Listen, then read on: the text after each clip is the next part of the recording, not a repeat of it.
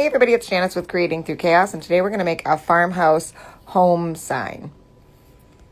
So I grabbed one of these arrows from Dollar Tree. They're just one of the hanging ones. 2 jumbo popsicle sticks. 4 of the Jenga blocks from Dollar Tree. The letters that spell out the word home, but you only need the H, the M, and the E, and then a little wreath for the O. Some old book pages, some brown wax, and some black paint.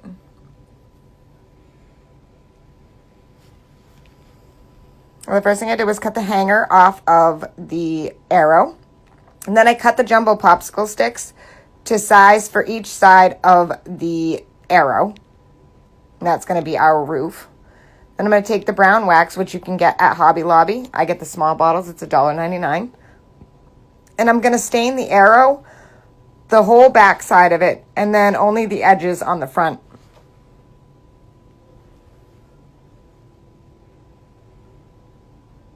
And I did the sides.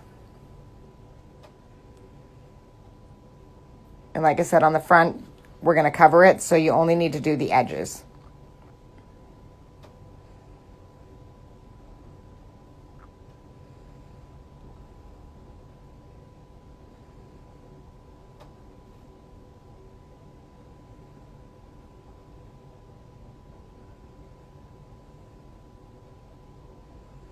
Then you're going to stain your 2 roof pieces, which are your jumbo popsicle sticks, and all 4 of the Jenga blocks. Then you can set those aside to dry. So now, as you can see, I have the arrow all done, the Jenga blocks, and the roof pieces. Next, I'm going to paint the H, the M, and the E with the black paint.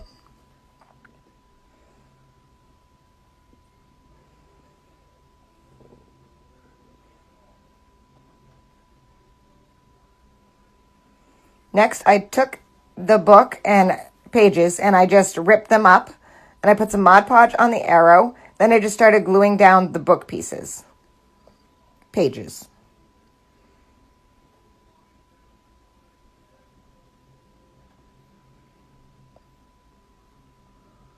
And I just layered them all over.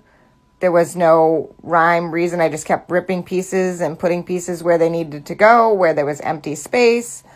And I let them hang off of all the edges. It didn't matter. We're going to cut all of that off. So just add your book pages, Mod Podge over the top of them.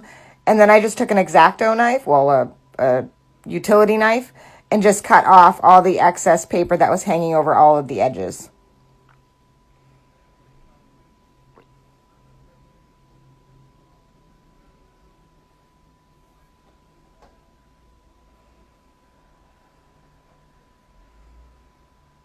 Next, I took some black paint and went around the edges of the paper just to give it an antiqued look.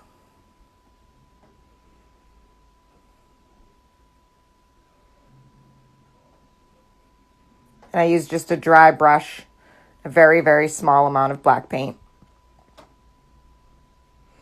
Next, I'm going to take 2 of the Jenga blocks and I'm going to glue them onto the front of the arrow. And then I'm going to take 2 more and glue them onto the back. And as I was gluing them, I stood it up before the glue dried to make sure that it was level and that the Jenga blocks would all be the same on either side, that it would be flush.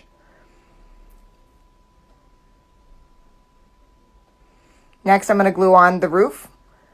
So the 2 pieces that you cut, you're just going to put a bead of hot glue on either side and glue on your roof.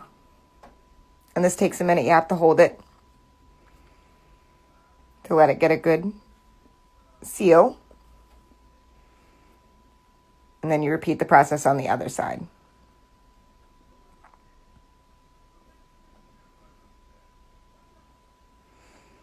And there's our little house. Super cute, right? Now it's time to glue on our letters. So I'm just going to start with the H, then I'm going to put my little wreath, and then the M and the E. The wreath I made out of I got like a roll of greenery, and I just kind of wrapped it and made a small little wreath.